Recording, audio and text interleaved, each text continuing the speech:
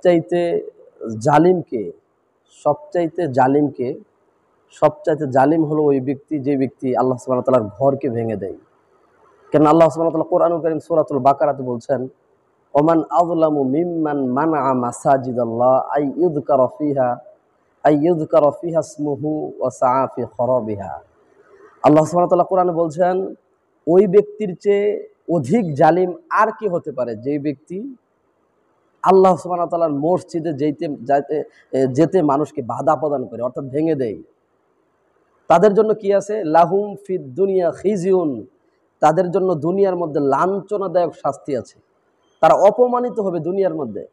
লাহুম ফিদ দুনিয়া খিজিউন ওয়ালাহুম ফিল আখিরাতি আযাবুন আযীম, এবং তাদের জন্য আখিরাতে আছে মহাশাস্তি।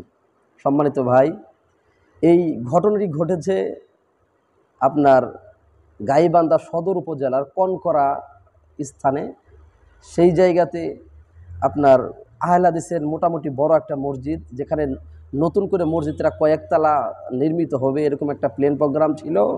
হঠাৎ করে 29 তারিখ বৃহস্পতিবার রাত্রে এই দুর্বৃত্ত জালেমরা তারা এই মসজিদকে উৎখাত করে দিয়েছে, মসজিদকে ভাঙচুর করে লণ্ডভণ্ড করে দিয়ে তারা চলে গেছে।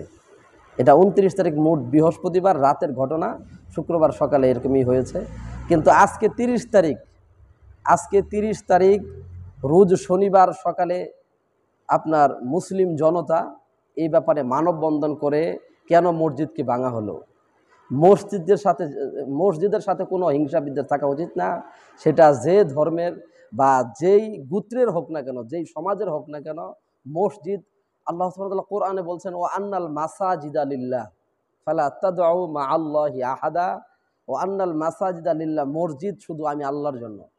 ফালা তাদউ মা আল্লাহি আহাদা, তোমরা এই মসজিদে আমি আল্লাহ ছাড়া অন্য কাউকে ডাকবে না। অতএব সতর্ক সাবধান হওয়া জরুরি। আমরা তীব্র নিন্দা ও প্রতিবাদ জানাই। ঘৃণিত কাজ হয়েছে, যারা এই কাজগুলো করেছে তাদেরকে অবশ্যই আইনের আওতায় এনে সর্বোচ্চ শাস্তির সীমা নির্ধারণ করতে হবে।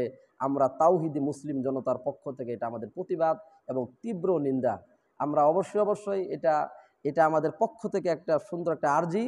পরিশেষে বলতে চাই, আল্লাহ সুবহানাহু ওয়া তাআলা আমাদেরকে মুসলিম হিসেবে কবুল ও মঞ্জুর করুন এবং দুনিয়াতে আল্লাহ সুবহানাহু ওয়া তাআলার পথে থাকার